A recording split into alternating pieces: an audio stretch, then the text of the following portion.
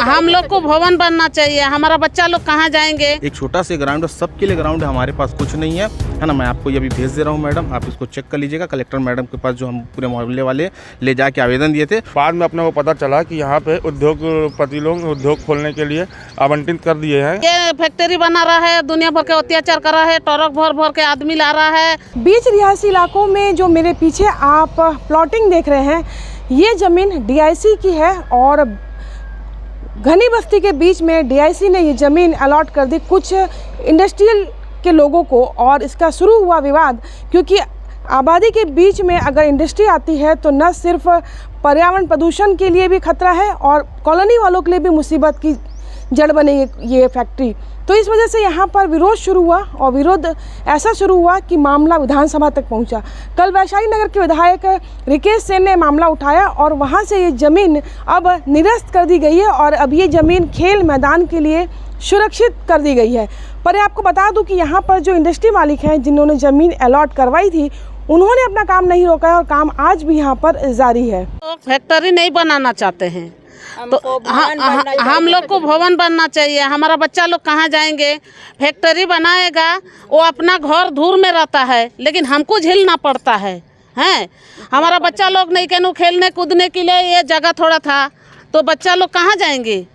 ये फैक्ट्री बना रहा है, दुनिया भर के अत्याचार कर रहा है, ट्रक भर भर के आदमी ला रहा है और दुनिया भर का काम करा रहा है। हम लोग कितना भी बोल के देखे वो नहीं मान रहा है, तो उसको क्या करा जाएगा आप बताओ। कि हमारे यहाँ ये में बहुत मट्टी डाले इन लोग, ये झाड़ ऐसे था इन लोग काटे थे, फिर बेलन चलाया था, उसमें कोकलेन लाया था, माटी पलाया था, बच्चा लोग खेलेंगे करके। फिर हम लोग सोच रहे थे गार्डन वार्डन बनाएंगे, बच्चा लोग खेलेंगे।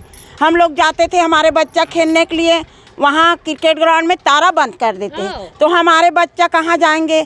यहाँ कंपनी बनाएंगे, प्रदूषण फैलेंगे, हम लोग कहाँ जाएंगे। यहाँ कंपनी में आग लग जाते हैं तो हम लोग को बाहर पुलिस लोग निकाल देते। पानी बरसात में निकले, यहाँ रेजिडेंट में आग लगा तो हम लोग बैठे थे बच्चा ले लेकर, हमारा बच्चा सोए थे, गिल्लाते गिल्लाते निकल के रोड में खड़े थे और पानी बरस रहे थे मैडम। फिर और बनेंगे ऐड साइड तो हम लोग कहाँ रहेंगे, इतना प्रदूषण से हम लोग कैसे रहेंगे। ये इलाका है और एक साथ यहाँ पर 6 लोगों को ज़मीन आवंटित कर दी गई थी और आप देखिए ये पूरा बाउंड्री वॉल बन करके तैयार है, सब कुछ तैयार है। और कल विधानसभा में जैसे ही उद्योग मंत्री ने इनके आवंटन निरस्त की बात कही है, उसके बाद काम और तेज़ी शुरू हो चुका है। आपने देखा कि अंदर में किस तरीके से तेज़ गति से यहाँ के लोग बता रहे हैं आसपास के कि यहाँ पर पिछले कुछ दिनों से काम काफ़ी तेज़ी से किया जा रहा है ताकि इस ज़मीन पे इंडस्ट्री शुरू की जा सके। और जामुल थाने में इसकी शिकायत लंबे समय से की गई थी, यहाँ के लोगों ने लंबे समय से यहाँ पर विरोध प्रदर्शन भी किया। और आज जब कल विधायक के सवाल पर, विधायक के कहने पर जब वहाँ पर विधानसभा में उद्योग मंत्री ने इस ज़मीन का आवंटन निरस्त किया है तो उसके बाद लोगों में भी खुशी है।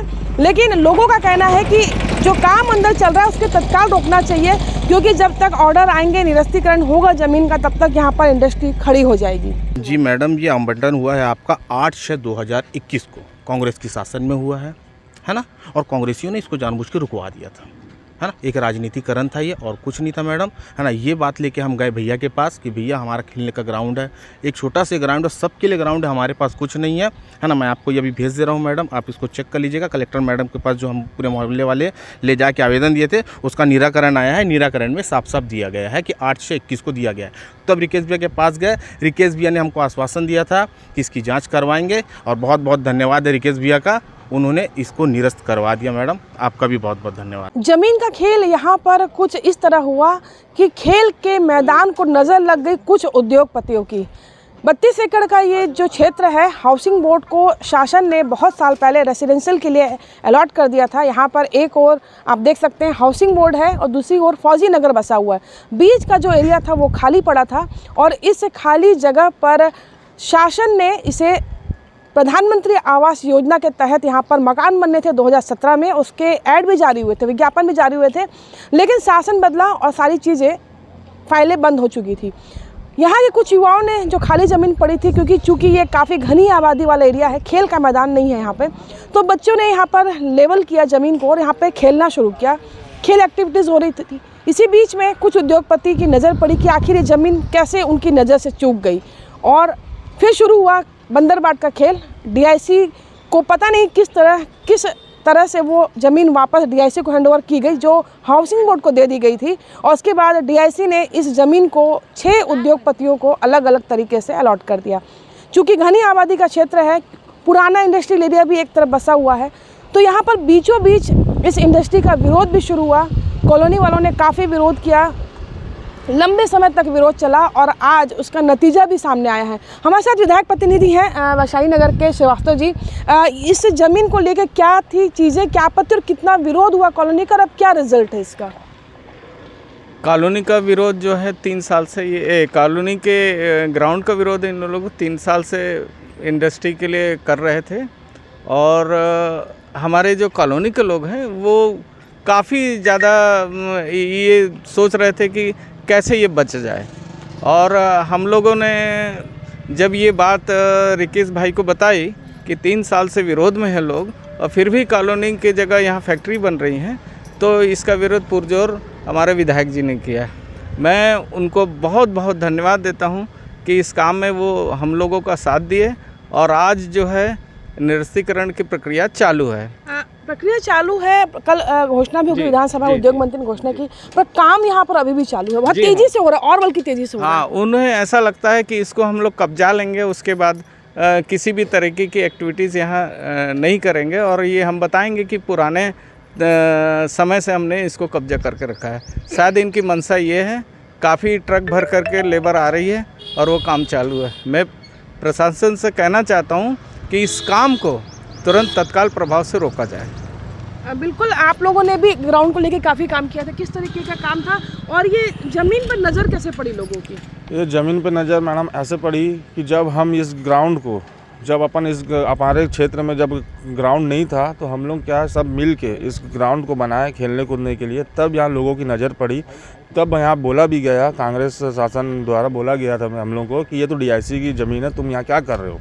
तो हम लोग बोला ग्राउंड बना रहे हैं सर, कुछ उससे ज़्यादा कुछ अपन कर नहीं रहे थे, अपने सुविधा के लिए, खेलने कूदने के लिए बच्चों लोगों के लिए ग्राउंड बनाए थे।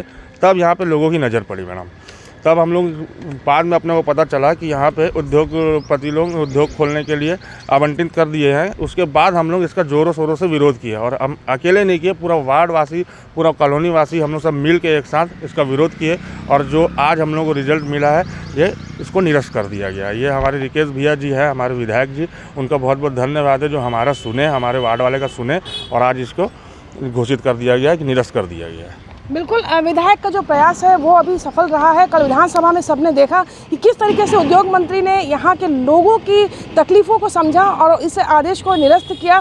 तो यहाँ पर अब लोगों को इंतज़ार है कि जो दीवारें तन चुकी हैं, जो अंदर काम शुरू हो चुका है, वो अब कब रुकेगा और वो दीवारें कब ढाई जाएंगी। कोमल धनेसर, IBC 24 भिलाई।